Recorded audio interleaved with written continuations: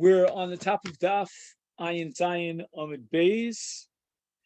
At the end of the first line, V'ema Idi v'Idi mitzaros. We cannot prove anything about Tashmish Hamita from the pasuk by Lavan, because perhaps both the beginning and the end of the pasuk are referring to an azhara in which Lavan warns Yaakov that he shouldn't marry extra wives, and it's all one azhara, one warning.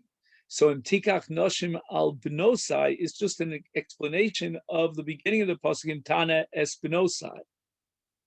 So Gemara answers Miksiv Imtikach. If it would have said Imtikach, that would be a continuation without the vav, continuation of what came before it of Imtana es Bnosai. But the Imtikach, if it has an extra vav, and the vav is what's called a vav hamachalik, and separates the beginning of the pasuk from the end, which means that there were two independent, separate azharas here that Lavan imposed upon Yaakov. Number one, imtana, which is referring to minias tashmish, and then imtikach if he marries the second other wives. V'ema, so Gemara still rejects this interpretation. Idi v'idi mitzaros, both the beginning of the pasuk and the end of the pasuk are really as far as marrying extra wives. Chad litzaros di deva, chad litzaros di asyan le mi'alma. Perhaps the beginning of the pasuk is a reference to Bilhah and Zilpah.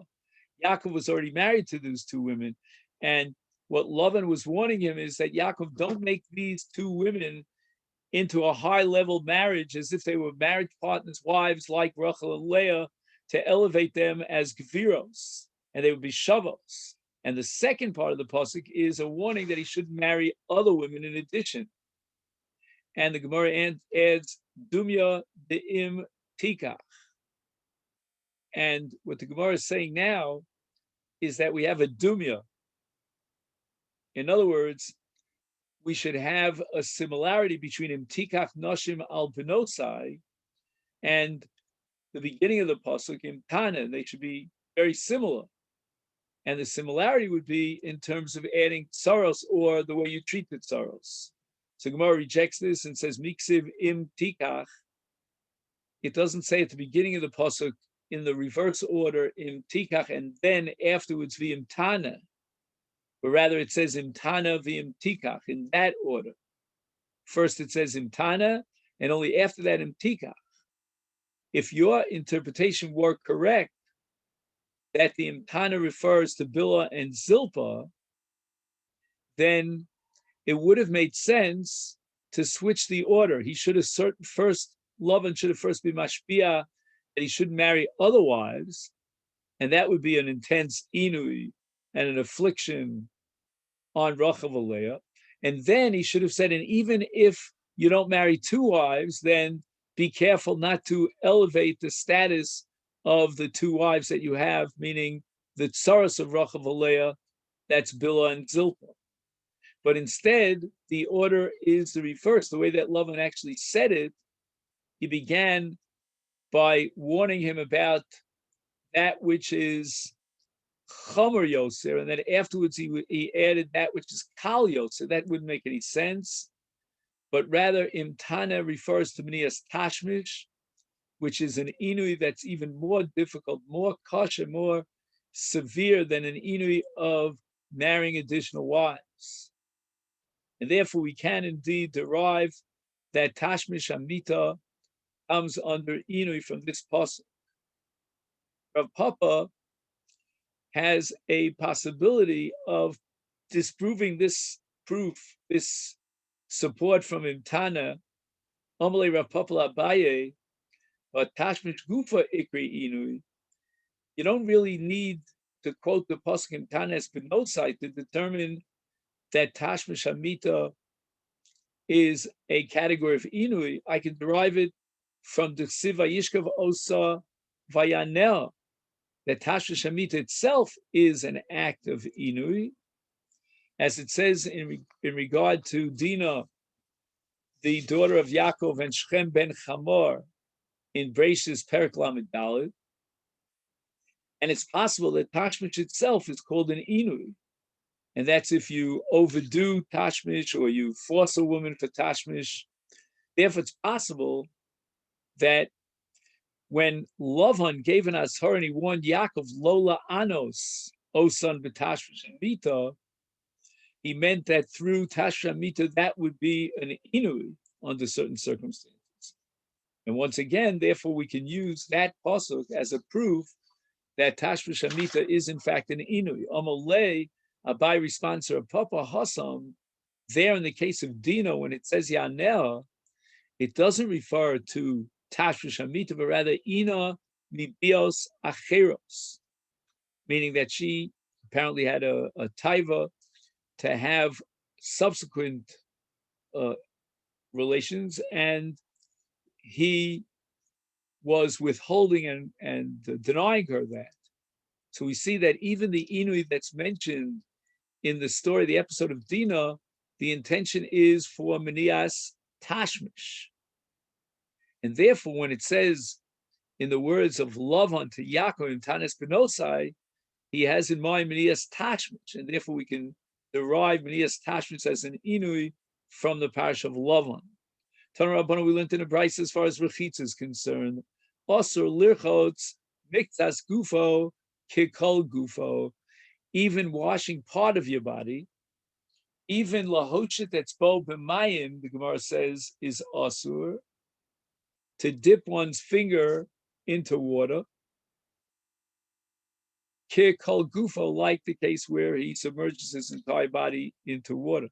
Im hoyim meluchach b'tit ubitzoa, if his body had sort of cement or some sort of filth or feces that got attached to his body, then, or clay perhaps, rochetz kedarko, he's allowed to wash his body the way he would do it during any day of the year, v'eno choshesh, and he doesn't have to worry about violating the Isur Rechitza. This is a Rechitza she'ena shel tainug. It's not for the purpose of pleasure. It's just to remove filth, and muteris, it's allowed. It doesn't come under the category of rechitza, which is antithetical to inui. A similar thing we find with regard to the inui of sicha, osur, lasach, afilu miktas gufo. You cannot anoint with shemen, even part of your body, kikol gufo, as if he had anointed his entire body. But v'im hayachole, if he was ill, and as part of therapy, he needs to anoint his body with oil. Oh, alternative, shahaylo chatotim, he has abrasions or scabs, barocho, and then he needs to anoint his head with oil. Sach kedarko and choshech, that's not prohibited. He's allowed to engage in that kind of anointing his body, because it's not a sich of tainuk for pleasure, but rather it's for refuah. It's a therapeutic anointment, and that's not prohibited under Inu. Tana de Bei Menashe, we have a brisa from the Beis Medrash of Rabbi Menashe. Rabbi Shimon ben Gamliel Omer, Medicha Isha Yada Achas B'Mayim V'Nosenes Pas Latino. If a woman has to serve a child a loaf of bread, she's allowed to wash one hand without violating an Isur Rechitza for the purpose of feeding the child.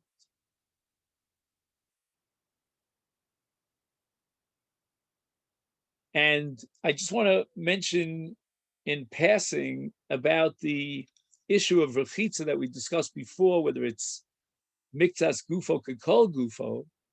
We have machlokes whether Rechitza and Sicha are Doraisa or Darabana. According to the Shitos that the Nuyim are Asum Midaraisa, the Rishonim have a debate whether this Isur applies to Miktas Gufo. And in fact, according to Tosus Yeshanim, on Daf Ayin Gimel Amid Beis here in Masechet Yoma, if the Isur of Rechitza is Doraisa, there's no Isur unless he's Rochetz Kol Gufo.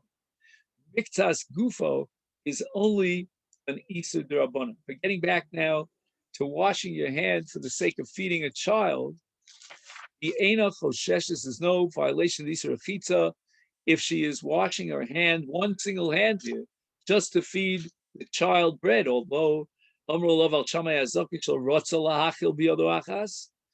wanted to abstain on Yom Kippur from feeding his child and having to wash one hand in order to feed his child, let the child feed himself, and he abstained from this rechitza even for one hand.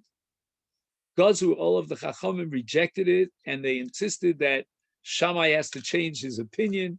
Lachilo b'shtei yadayim. They even went as far as to say he should wash both his hands. This was giving a little extra chizuk to the decree that they imposed upon Shammai, that you're allowed to wash in order to remove what the Gemara is going to call ruach ra, so that you can feed the child on Yom Kippur. And the Gemara wants to again emphasize that this is not a rechitza shel tainug. It's only a rechitza in order to feed the child, to remove the ruach ra from the child. And the Ritva explains that the reason why Shammai HaZaken was so hesitant, he didn't want to feed the child with one hand and wash that one hand, because he was of the opinion that asur lirchot asiyadayim b'yom kippur afilu b'shvil litein pas litinot. Even for the sake of feeding a child, it is prohibited according to Beit Shammai, according to Shammai HaZaken. Rechitza is us. My time of why did the Chachamim disagree, and they insisted on rechitza in order to feed the child? Amar Abai mishum shifta. Shifta is a kind of a shade, a demon. That was the name of the shade, and that generates a ruach ra, some sort of a metaphysical negative spirit that hovers over the food, and specifically over bread. And if you were to touch the food directly with hands that have not been washed in the morning, what we call megavasa, it's sakana to eat that bread because of the shade.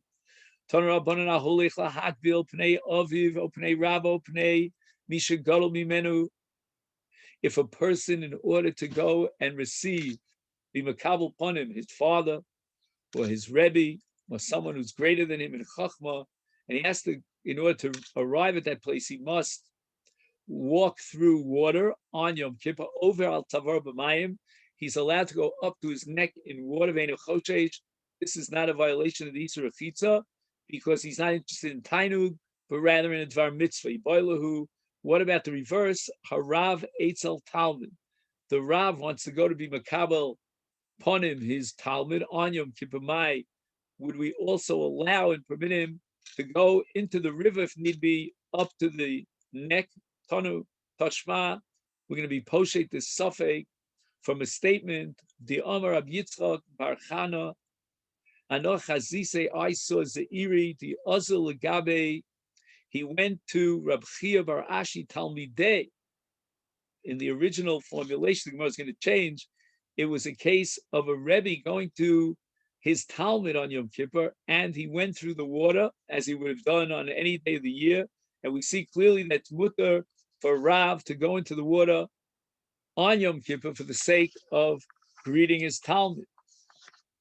Rav Ashi says, no. That's not how the story happened. But rather, the real, true, accurate record is that Rab Chia Bar Ashi, who is the Talmud, who the Ozel Gabe the Zeiri Rabbi, he, the student, was going to be makabel the Rebbe Zeiri, and that was permissible on Yom Kippur. You have no raya, no proof from here that a Rav is allowed to go into the water in Yom Kippur in order to be makabel his Talmud. The Gemara brings another case where you're allowed to go into water on Yom Kippur. Rava Shara, he permitted Libnei Avar Yamina, for the people who lived in a certain place called Avar Yamina. They had orchards, and they had to make sure that everything was going well in the orchards and the fruit was growing on the trees, and it was beyond the river. And he allowed them to cross the river on Yom Kippur and submerge themselves in water in order to go and guard their fruits for security purposes. And the Chacham were matir this because of Hefsei Momon, and they were matir l'tzorach mitzvah, and this is also considered like a tzorach mitzvah, and it's not a violation of Yom Kippur. It's not a rechitza shel tainug. Amal Leah Baila Rav Rabbi says to Rav Tanya of the Messiah, I'll prove to you that this is true from a brisa. The Brisa says that Shomrei Peros Ovrim Ad Tzavoron B'mayim Vein Chosheshet. Those who are going out to their orchards to guard their fruits and prevent any loss are allowed to do so on Yom Kippur. There's no suspicion here of a violation of the Isur Chitza. Rav Yosef Sharalahu Lebnei Tarbu, we allowed the people who lived in a place called Bei Tarbu, Lebevar B'mayim, to cross through the water on Yom Kippur, Lemese Lepirka, in order to come and show up for the drasha that was being given in the city on Yom Kippur. They went from the village to crossing the river on Yom Kippur to come and hear the drasha in the big city. However, Lemezel, Rav Yosef was not willing to go a step further and permit them to go home. Lo sharalahu. He did not permit it. That's not a mitzvah. The mitzvah is coming to attend the drush, but not leaving the drush on the way back home. Abai says to Rav Yosef, if you won't allow them to come back home, they're not machshilun lasid lavo. Next year, they're not going to be willing to go to hear the drasha, knowing that they have to find a place to stay until after Yom Kippur. Ika diamri, another version of this interchange between Rav Yosef and Abai has it thusly. Rav Yosef sharalahu lemesi, he allowed them to go through the water to hear the drasha, but and he allowed them to go back home through the water. Abai says to Rav Yosef, I understand on the way going, that's called a mitzvah, and you were matir. But lemezel, on the way back by timer, why were you so lenient to allow them to go back through the water? And Rav Yosef answers, if you don't let them go back, they won't go. A lot of the poskim will quote this as a proof to some of the issues with regard to going with a woman on Shabbos to give birth, whether they're allowed to take the lift back or not. In any event, Rav Yehuda, Rav Shmuel, Bar Rav Yehuda, Havakaime Aguda Denora.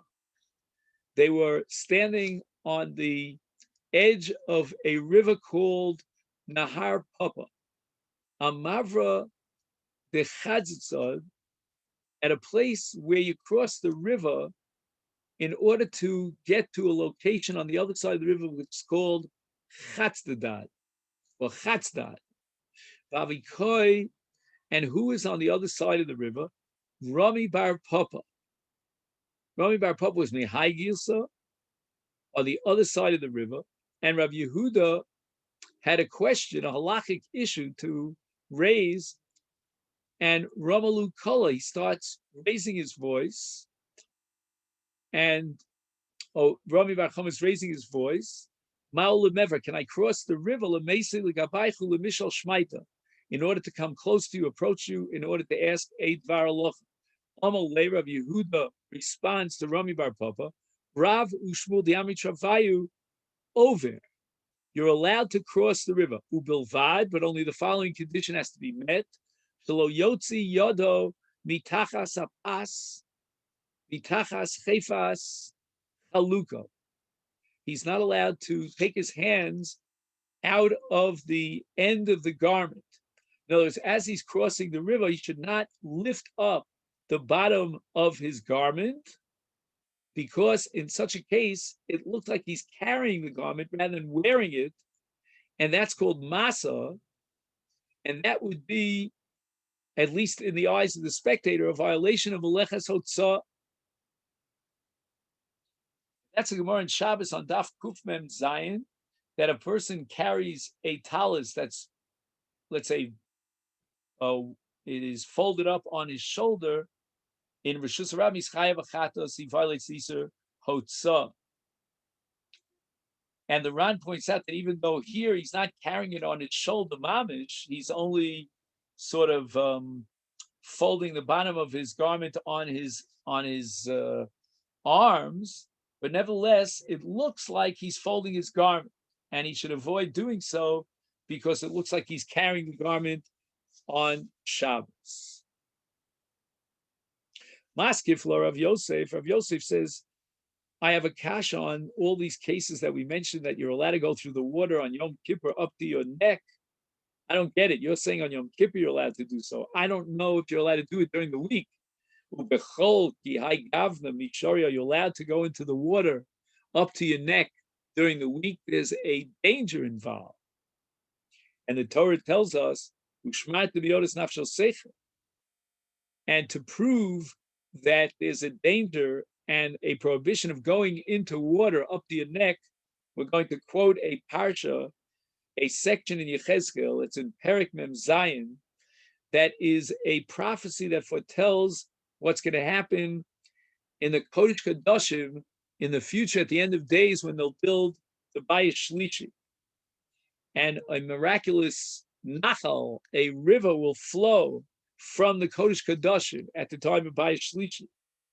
And the pasuk says, "Vayomad elef bi'ama," they measured out 1,000 amma. Vayavireni, and in my vision, Yechezkel testifies that they took him across the Mayim, May Efsayin.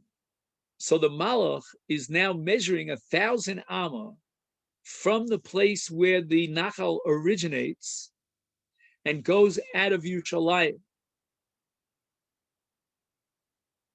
And the water was now only ankle deep. Mikan, and we derive in a Tosefta in Sukkah that this pasuk teaches us muter lavar ad afsayin. So you're allowed to go up to your ankles in water.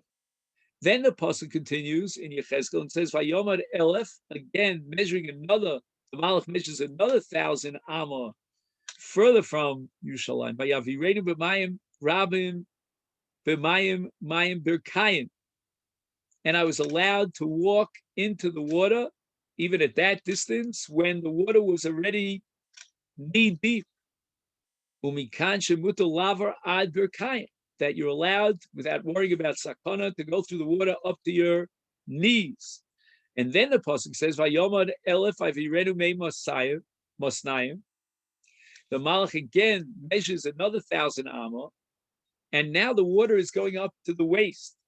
Umikan shemuter lavar ad mosayim. However, mikan v'yelef, if the water gets deeper and deeper as you go further out, away from the Kodesh Kodashim, away from Yerushalayim, then you're not allowed to pass through it. And now it says, with regard to the next 1,000 amma that was measured out by the Malach, "Vayomad elef nachal asher lo uchal lavar," teaching me that you're not allowed to pass through the water that reaches above the waist level. That's already a danger. So therefore, Rav Yosef asked the question, you're worrying about Yom Kippur and the Yisur.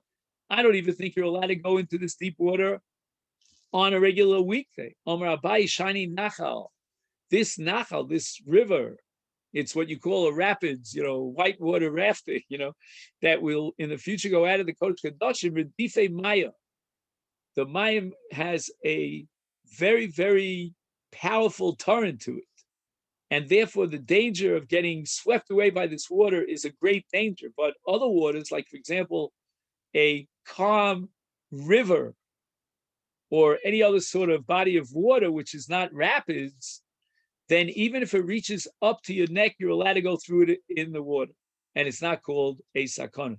The only issue is Yom Kippurim is a rechitza, but if it's a rechitza for the sake of mitzvah or to avoid hefsed mammon, then it's permissible. Now, the next part of that same pasuk in Yechezkel, which we read, says, "Asher lo uchal lavar," we're talking about walking through the water by foot. Yachal yavirenu b'sichui. Perhaps if you swim across the river, then that would be permissible. Talmud Lomar, but the pasuk says, "Ki ga'u hamayim mei sachu." And the water goes up, and it's described as mei sachu. My mei sachu. What does mei sachu mean? And the Gemara says that the word sachu means shiyuta, means swimming. Shekain korin l'shayota sayocha. These two words are interchangeable, shayota and sayocha. So when the water is deep and it already reaches his neck, then not only is he not allowed to walk through it, but he can't even swim through it. Ki go maya. And because of the strength of this nachal, even swimming is dangerous. And we know, unfortunately, so many tragedies that happen when a person was carried out by, a swimmer was carried out by the force of the water. Yachal yavirenu beburni. What about a small boat, a burni katana? Maybe then he would be allowed to go across the water in a small boat. Amud lomar, but the pasuk in Yeshayahu Navi, and this is a pasuk that's not in Yechezkel, but nevertheless we're going to see from Yeshai to make the analogy. The pasuk says, "Bal telech bo oni shayat," an oni ashata b'mayim, which means a small boat is not allowed. We do not allow a small boat to go across this deep water. Yachol yavirenu beburni gidola, but about a larger ship. Talmud Lobar, vitzi adir lo yavarenu. We don't know exactly what this pasuk means. The Gemara is asking, my mashma, what do you see from this pasuk that teaches you, and you derive the conclusion that whether it's a small boat or a larger boat, you're not allowed to cross over this rapids river? And the Gemara explains, based on the Targum of Rabbi Yosef, and this is an expression of the Bekias, the absolute expertise of Rabbi Yosef in Targum Nevi'im, which is called Targum Yosef ben Uziel. And it says over there, Lo tazil be sfinas tzayode. You should not travel on this nachal, this very rapids nachal, even with the boats of fishermen, which was a relatively small boat. But then it says, Vitzi adir lo yavirenu, which the Targum translates as Uburni rabasi lo tigzona, lo tigozna. And in a burni is a small boat, but its rabasi is a larger boat, lo tachto, so you should not cross the river. Amar Rav Yehuda ben Pazi, af malach hamavis ein lo reshus laver betocha. Even the malach hamavis will not, in the future of days, be allowed to cross this nachal, or be able to cross this nachal that will originate in the Kodesh Kadoshim. How do I know this? Ksiv hacha, here in the regard to the nachal, it says Bal telech bo ani shayat uksiv hasam, and at the beginning of Sefer Iyov it says Vayomer Hashem al Satan me'ayin tavo vayana Satan al Hashem vayomer mishut ba'aretz u'mishalik ba. So we're going to interpret the pasuk that he shouldn't go in the nachal. Anyone who's yachal lashut, and that yachal lashut we see from Iyov is a reference specifically to Satan. And the Satan is the Malach HaMavis. Even he does not have reshus to go into that river, that miraculous river that originates from the Kodesh Kadoshim, the Asid Lava. Amar Rav Pinchas, Mishum Rav Huna Tzipora, from the city of Tzipori. Mayon Ayotzi base Kodesh Kadoshim, B'tchila, when it begins, it originates in the base Kodesh Kadoshim. It is dak ma'od, it's very, very thin, very small. You can compare it to the antenna of a grasshopper. Once it reaches the opening of the Heichal, it becomes like a chut of a weaving thread that we use li'orech habeged. That's the shasi. And Kevin Shigil Ulam, once it passes the Pesach Heichal and it gets already to the Ulam, then it's Kichut Shal Erev, it's even thicker. Kevin Shigil Pesach Hazora, Nase Kipi Pach Koton. It's wide like the opening of a small jar. Mahainu Disnan, and this is reflected in the Mishnah in the second chapter of Midos, Rabbi Lezman Yaakov Omer. And here we turn to Daf Ayin Ches. Mefakrin asidim lios yotzim from the base of Migdash Hashlichi Bitachas Miftan Habayis underneath the Azora.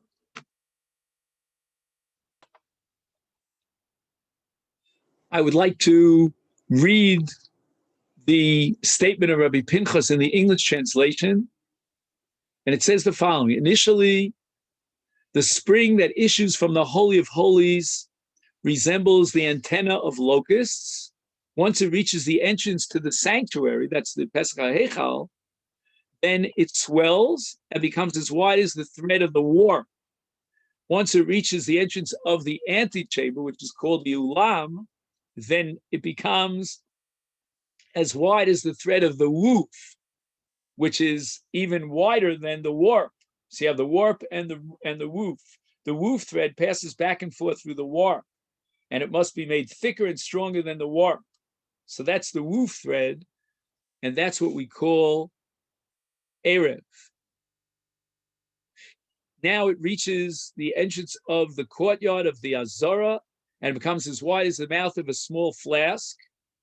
And that's what we saw in the Mishnah in Masechet Midos, Rabbi Lezman Yaakov Omer Mayim. By this gate, a stream of water, Mefachrim, is as wide as that which issues from a flask.